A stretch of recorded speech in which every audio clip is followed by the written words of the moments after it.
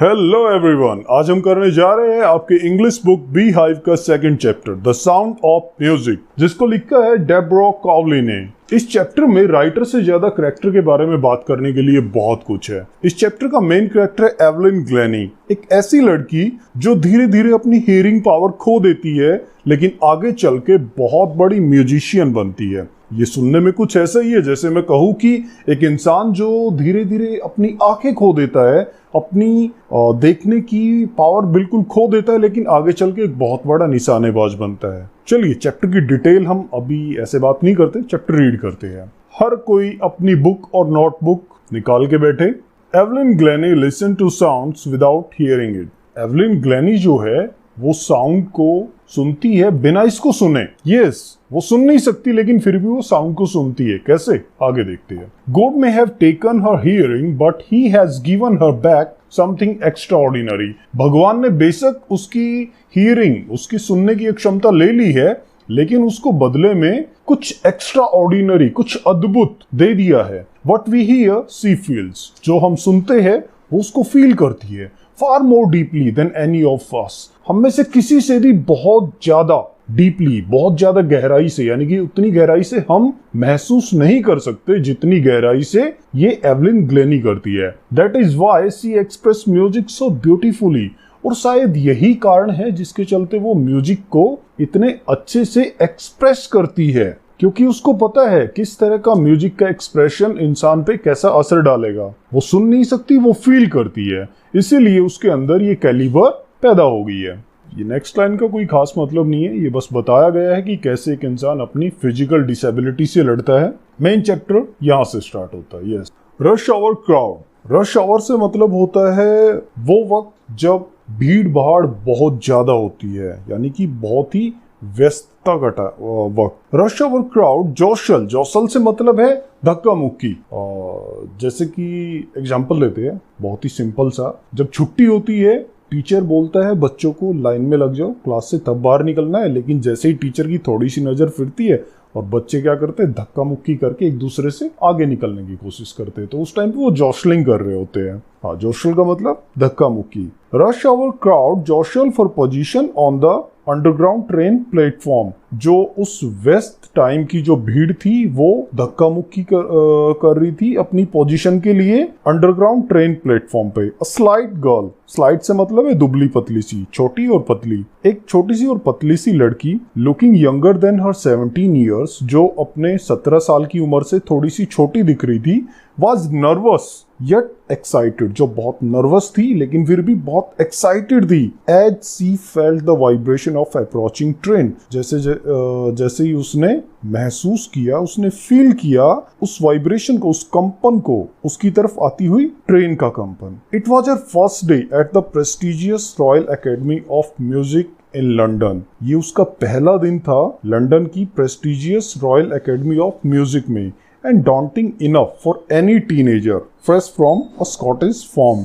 जो कि काफी डरावना। डॉन्टिंग का मतलब होता है डरावना, जो आपका हौसला तोड़े, थोड़ा सा नर्वस करे आपको। जो कि काफी डरावना था, जो कि डराने के लिए काफी था एक टीनेजर के लिए। टीनेजर होता है 13 से 19 की एज तक के बच्चे को हम टीनेजर बोलते थे। अब ये बोल रहे कि उसका पहला दिन था royal academy of music in London में, जो कि डॉन्टिंग था, काफी डॉन्टिंग था, डराने के लिए काफी था एक टीनेजर को, जो कि स्कॉटिश फॉर्म से आया, नया नया स्कॉटलैंड के रूरल एरिया से एक बच्चा जो आया, उसको लिए ये काफी डरावना था। But this aspiring musician faced a bigger challenge than most. लेकिन इस एस्पायरिंग म्यूजिशियन ने, एस्पायरिंग से मतलब है जिसकी अभी इच्छा है एक बहुत बड़ा म्यूजिशियन बनने की, इस एस्पायरिंग म्यूजिशियन ने बहुत बड़ा चैलेंज फेस किया था बाकी सबसे। She was profoundly deep. वो करीब करीब पूरी तरह से बहरी थी। Evelyn Glennie's loss of hearing had been gradual. Evelyn Glennie का जो हियरिंग लॉस है वो धीरे धीरे हुआ था।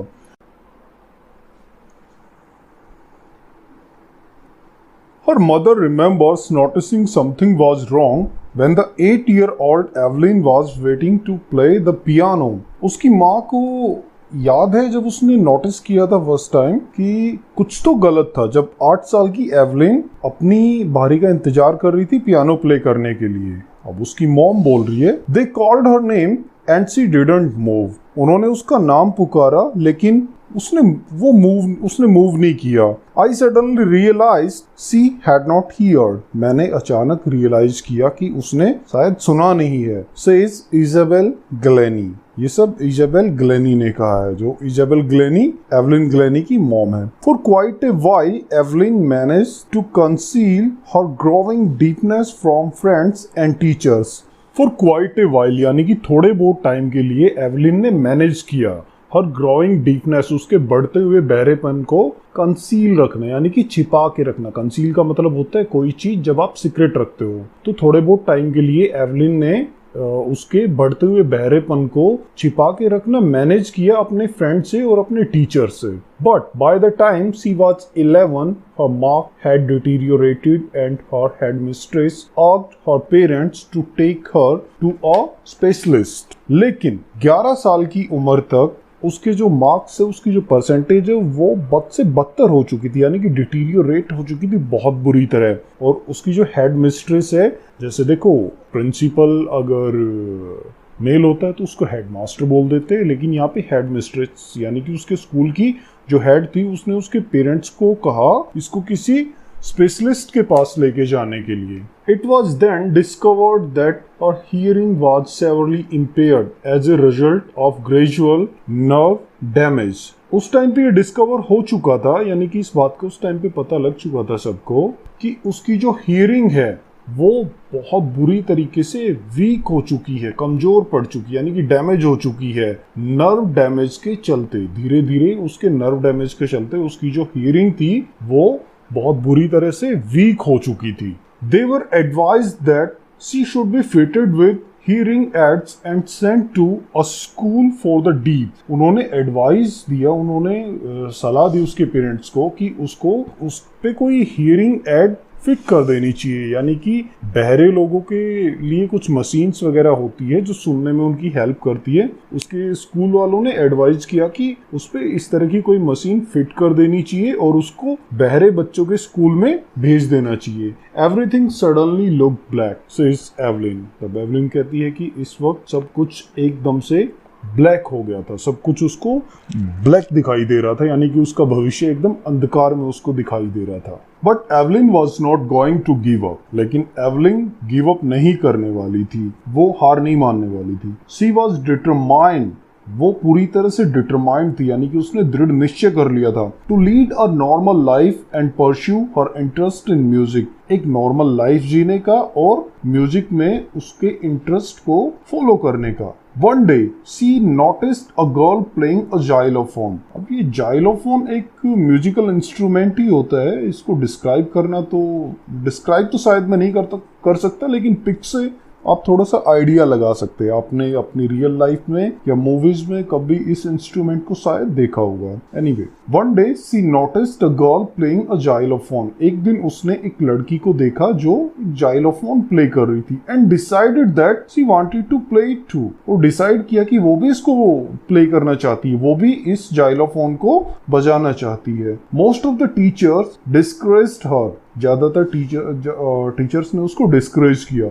बट परकॉशनिस्ट रॉन फॉब्स, लेकिन मिस्टर रॉन फॉब्स जो कि एक परकॉशनिस्ट थे, परकॉशनिस्ट एक ऐसे इंसान को बोलते हैं जो उन म्यूजिकल इंस्ट्रूमेंट को बजाता है जिन पे हिट करना पड़ता है, जो उन पे हिट करके उनको प्ले करता है। Percussionist Ron Forbes spotted her potential. जो रॉन फॉब्स थे, जो प्रिकॉशनिस्ट थे, उन्होंने उसकी पोटेंशियल को, उसकी क्षमता को स्पॉट किया, यानी कि उसने आइडिया लगाया कि हाँ इसके अंदर पोटेंशियल है। He begin by tuning two large drum to different notes. उसने स्टार्ट किया दो बड़े ड्रम्स को अलग अलग नोट्स पे बजा के। Don't listen through your ears, he would say, try to sense it some other way. वो उसको कहता था कि इसको अपने कानों से मत सुनो, इसको किसी और तरीके से सेंस करो, महसूस करो, कोशिश करो किसी और तरीके से इसको महसूस करने की। सेज एवलिन, एवलिन कहती है, suddenly I realise I could feel the higher drum from the waist up and the lower one from the waist down. अब एवलिन कहती है कि अचानक उसने रियलाइज किया कि जो हायर ड्रम है, यानी कि हायर नोट पे जो ड्रम बजाया गया है, उसको वो अपनी कमर के ऊपर के हिस्से में महसूस कर पा रही थी और लोअर ड्रम को अपनी कमर के नीचे के हिस्से में महसूस कर पा रही थी. Forbes repeated the exercise and soon Evelyn discovered that she would sense certain knots in different parts of her body. जो मिस्टर फॉब्स थे उन्होंने एक्सरसाइज को रिपीट किया और जल्दी ही एवलिन ने डिस्कवर किया, एवलिन ने ये जान लिया कि she could sense certain knots in different parts of her body. वो डिफरेंट नोट्स को म्यूजिक के अलग अलग, देखो नोट्स होता है, हम कह सकते हैं फ्रीक्वेंसी, जो म्यूजिक की अलग अलग फ्रीक्वेंसी है उसको वो अपनी बॉडी के अलग अलग हिस्से पे सेंस कर सकती है, महसूस कर सकती है अपनी बॉडी के डिफरेंट पार्ट्स पे. I had learn to open my mind and body to sound and vibration. मैंने माइंड और बॉडी को साउंड और वाइब्रेशन के लिए पूरी तरह से खोलना सीख लिया था. The rest was sheer determination and hard work. और बाकी जो था वो सिर्फ मेरा हार्डवर्क और मेरा डिटर्मिनेशन, यानी कि मेरा दृढ़ निश्चय और मेरा कड़ी मेहनत थी. She never looked back from that point onwards. उस पॉइंट के बाद उसने कभी भी पीछे मुड़ के नहीं देखा. She toured the United Kingdom with a youth orchestra. उसने यूनाइटेड किंगडम का पूरा टूर किया एक यूथ ऑर्केस्ट्रा के साथ में. यूथ ऑर्केस्ट्रा एक म्यूजिशियन का ग्रुप होता है जो अपने डिफरेंट म्यूजिकल इंस्ट्रूमेंट प्ले करते हैं. And by the time she was 16, she had decided to make music her life. और उस टाइम तक जब वो 16 साल की थी उसने डिसाइड कर लिया था म्यूजिक को अपनी लाइफ, यानी कि म्यूजिक में ही अपना करियर बनाने की उसने डिसाइड कर ली थी और म्यूजिक को ही अपनी लाइफ उसने बना लिया था. She auditioned for the Royal Academy of Music and scored one of the highest mark in the history of the Academy. उसने रॉयल एकेडमी ऑफ म्यूजिक के लिए ऑडिशन दिया और उसने उस एकेडमी की पूरी हिस्ट्री को देखते हुए एक बहुत ही हाईएस्ट मार्क्स अचीव किए, यानी कि बहुत अच्छा रैंक उसने उसमें अचीव किया. She gradually moved from orchestral work to solo performance. अब उसने धीरे धीरे मूव कर दिया ऑर्केस्ट्रल वर्क से सोलो परफॉर्मेंस की तरफ. देखो ऑर्केस्ट्रल वर्क ये ग्रुप में होता है और सोलो मीन्स अकेले, वो अकेली ही परफॉर्म करने लगी. At the end of her 3-year course, she had captured most of the top awards. उसके 3 साल के कोर्स के एंड तक उसने काफी सारे top awards, most of the top awards, जो बड़े से बड़ा प्राइज था उसकी लाइन में, वो उसने अचीव कर लिया था, वो उसने कैप्चर कर लिया था. And for all this Evelyn won't accept any hint of heroic achievement. और इस सब के लिए जो भी उसने अचीव किया, इस सब के लिए वो कोई भी ऐसा फील नहीं करती कि बहुत बड़ी कोई हीरोइक और एक्स्ट्रा ऑर्डिनरी अचीवमेंट उसने कर ली है. If you work hard and know where you are going you will get there. अगर तुम मेहनत करते हो और तुम्हें पता है कि तुम कहाँ जा रहे हो तो तुम वहां पहुंच जाते हो. And she got right to the top. और वो बिल्कुल टॉप पे पहुंच गई. The world's most sought after multi percussionist. दुनिया की सबसे ज्यादा साउट आफ्टर का मतलब है जिसकी सबसे ज्यादा डिमांड हो, ठीक है, जिसके पीछे लोग भागते हो, जिसको सुनने के लिए लोगों की भीड़ इकट्ठी हो जाती हो. साउट आफ्टर का मतलब हम सिर्फ ये लगा सकते हैं कि जिसकी बहुत ज्यादा डिमांड हो. तो वो वर्ल्ड की most sought after multi percussionist ये वो बन चुकी थी with a mastery of some 1000 instrument. अब वो टॉप पे पहुंच चुकी थी और वर्ल्ड की सबसे most sought after multi percussionist थी जिसको मास्टरी थी कुछ हजारे इंस्ट्रूमेंट पे. एंड हेक्टिक इंटरनेशनल शेड्यूल, और जिसके बहुत ही हेक्टिक इंटरनेशनल शेड्यूल होते थे, यानी कि बहुत थकाने वाले उसके इंटरनेशनल शेड्यूल होते थे, यानी कि अलग अलग देशों में, अलग अलग नेशंस में उसके शोज होते थे. It is intriguing to watch Evelyn function so effortlessly without hearing. अब ये काफी एक पहेली के जैसा होता था, पहेली भरा होता था, यानी कि बहुत ही क्यूरियोसिटी पैदा करने वाला होता है. इंट्रिगिंग का मतलब है पहेली जैसा, या आप कह सकते हो कि जिससे बहुत ज्यादा क्यूरियोसिटी, एक्साइटमेंट पैदा हो इंसान में. It is intriguing to watch Evelyn function so effortlessly without hearing.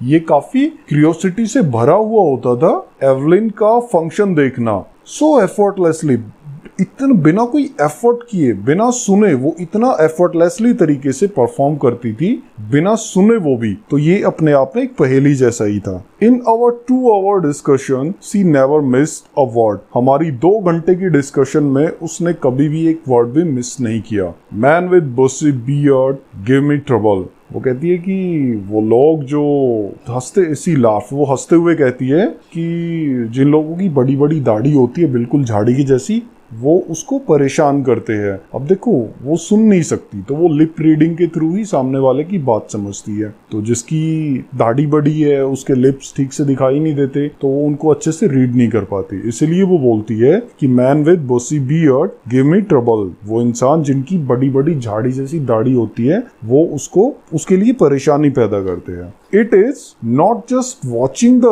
lips, it is whole face, especially the eyes। ये सिर्फ अब उनके लिए उसको क्या करना पड़ता है, ये सिर्फ लिप्स को देखना नहीं होता, ये पूरा का पूरा फेस उनका उसको देखना पड़ता है। स्पेशली आईज, स्पेशली उनकी आंखों से उनके हाव भाव उसको समझने पड़ते हैं। सी स्पीक्स फ्लॉलेसली। वो बिल्कुल बिना रुके, बिना किसी मिस्टेक के, बिना किसी फॉल्ट के बोलती है। फ्लॉलेसली, बिना रुके। She speaks flawlessly with a Scottish lilt. वो थोड़े से स्कॉटिश लहजे में, लिल्ट होता है लहजा या थोड़ा सा टच। अब वो स्कॉटलैंड से थी तो स्कॉटिश लिल्ट उसमें था, तो वो स्कॉटिश लिल्ट में बिना रुके, बिना किसी कोई गलती किए बोलती है। My speech is clear because I could hear till I was 11। बोलती है कि मेरा स्पीच बिल्कुल क्लियर है क्योंकि जब मैं 11 साल की थी तब तक मैं सुन सकती थी।